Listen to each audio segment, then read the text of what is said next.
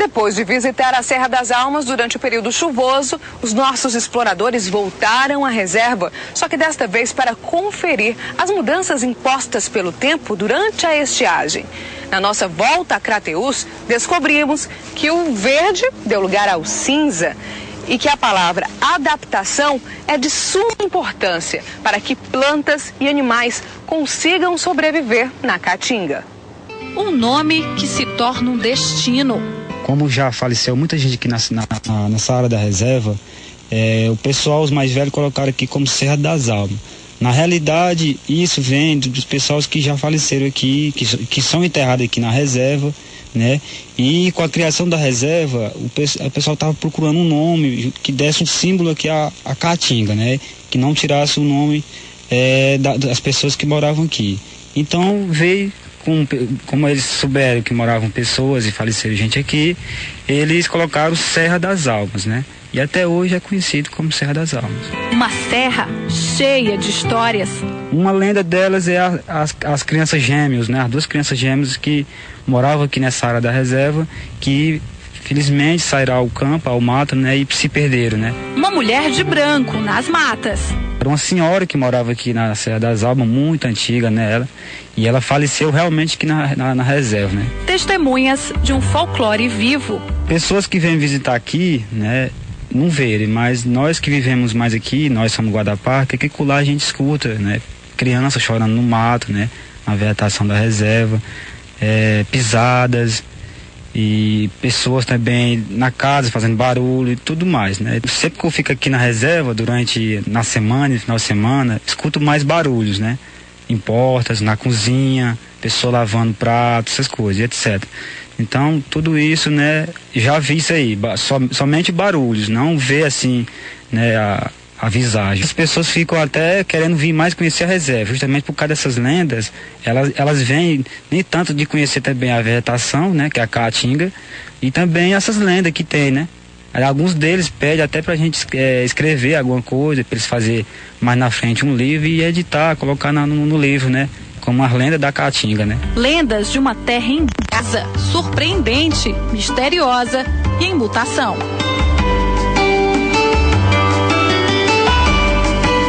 Quatro meses se passaram desde nossa última visita à Serra das Almas. Com o sol a pino, era hora de voltar a Jatobá Medonho, no coração de Crateús.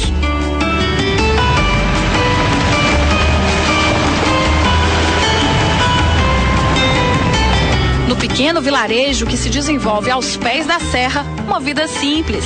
Aqui também chegam as histórias de assombrar. Nós fomos lá e o nosso guia falando que escuta meninos chorar, escuta zoada. Eu falei, pô, não dá mais não, que eu tenho medo de alma. Mas ficou com medo? Eu fiquei. Aí os meninos, mas isso é brincadeira nossa, mas acho que eles falaram que lá é sério, eles escutam zoada. Acho que escuta choro, essas coisas. Coragem de ir pra lá de noite, dormir por lá? Então não, eu disse pra eles que não tinha não. Eles convidando, posso dormir aqui mais? Eu falei, eu mesmo. Aí que eu escuto os lados de menino chorando aí. Antes da criação da reserva, em 2000, passar pela floresta era impensável. Agora, mesmo com as histórias, a população começa a reconhecer a importância do lugar. Lá é muito gostoso, lá é muito bom. A gente vai e não tem, assim, dá vontade de sair mais, ficar lá direto, porque lá é uma coisa muito boa. Na nossa busca pelas paisagens, não seriam só as lendas que mais chamariam a atenção, e sim uma natureza rebelde que se revela quando o sol está mais forte. Com essa intenção, nós nos dirigimos à reserva. Na estrada, a primeira aparição assombrosa. A força de um vento que nasce do pó e do calor de uma terra que desprende vapor. Na estrada poeirenta, a trilha rumo à reserva e mais sinais de um clima implacável. Onde antes havia verde, tudo tinha ficado cinza.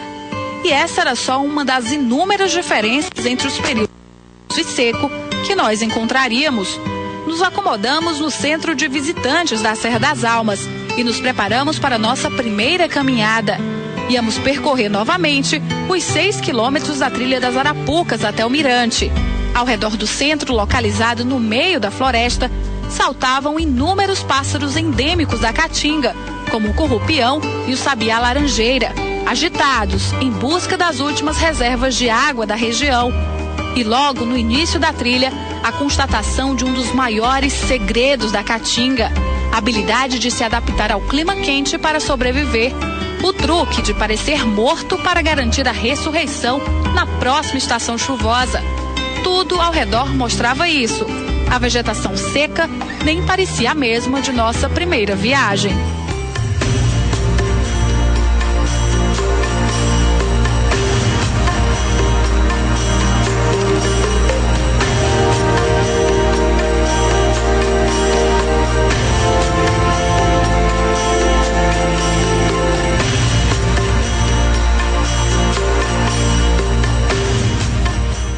Na nossa última reportagem, na Serra das Almas, os nossos exploradores percorreram outra trilha. No caminho, eles encontraram marcas de um dos exemplares mais importantes da fauna da região, a jaguatirica, uma espécie de onça nativa. Bom, a jaguatirica não foi encontrada, mas a boa notícia é que eles também acharam várias outras espécies animais que só são comuns em determinadas épocas do ano. Estava tudo seco, estava tudo cinza. Seguimos pela trilha principal da Serra das Almas para descobrirmos os detalhes do que o tempo tinha feito ao meio ambiente.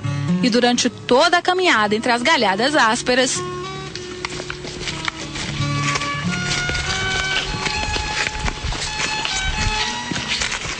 nosso grupo estava cercado de um carrasco ainda mais bravo e enlinhado do que o da última vez.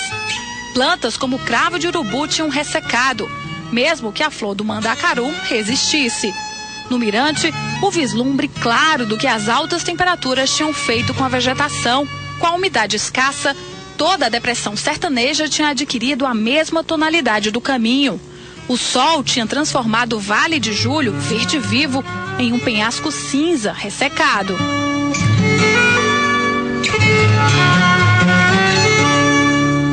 O centro de visitantes quase desaparecia em meio a um ambiente seco. E para onde foi todo o verde da outra estação? A resposta estava espalhada pelo caminho e cobria a trilha. Em poucos meses, a natureza tinha aberto mão de si mesma para resistir ao sol. O principal processo era o da caducifolia, a perda das folhas.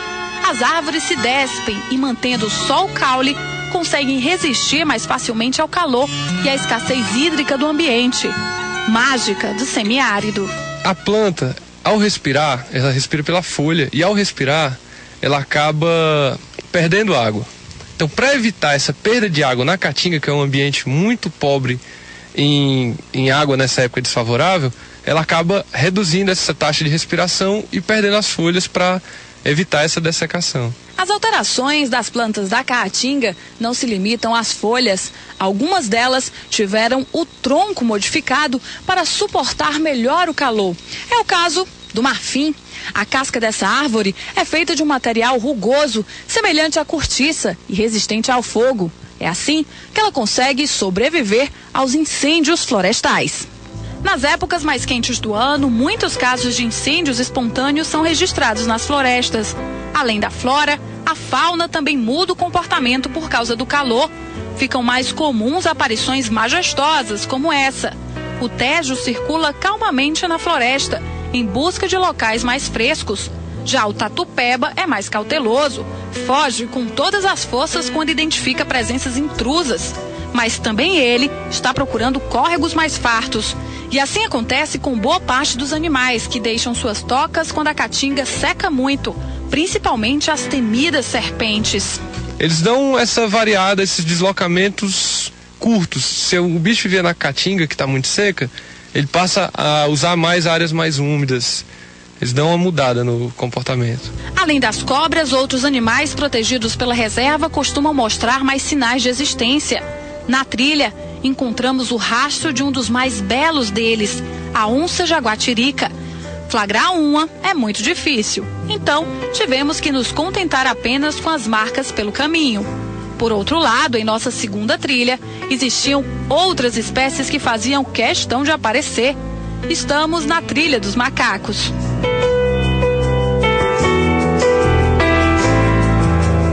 forma de circuito, essa trilha segue o percurso do riacho e possui aproximadamente 2 quilômetros de extensão. Por ser perto do córrego, ela é a favorita desses pequenos macacos prego, que fazem uma festa nas árvores. Eles utilizam as águas para se aliviar. Além disso, também há muitos soins nessa trilha. Depois de registrarmos a presença dos primatas, seguimos em direção ao lajeiro. No caminho, paradas para descanso, que às vezes se transformavam em sono. Mas ainda tínhamos uma última missão na Serra das Almas. O sol já estava mais fraco no entardecer. Ainda assim, era possível perceber que também aqui o caminho havia secado. No lajeiro, as diferenças estavam evidentes.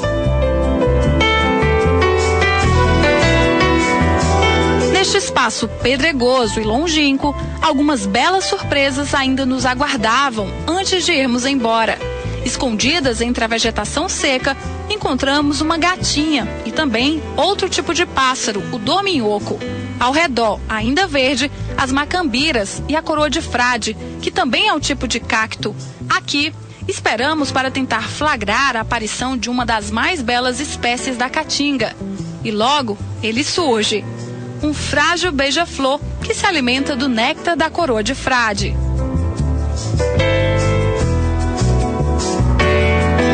Depois desse último registro da natureza selvagem e antes que o senhor da caatinga se ponha por completo, nossa equipe se despede da Serra das Almas. É hora de voltar para a estrada. Outras paisagens insuspeitas ainda nos aguardavam, Ceará afora.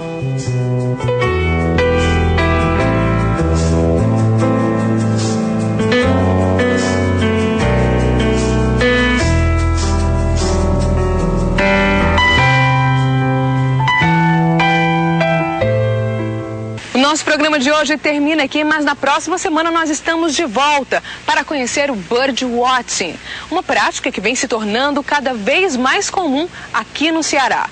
Se você já conhece, saiba mais sobre o assunto. Se não e ficou curioso, já sabe que não pode perder o nosso próximo programa. Eu espero por você. Até lá!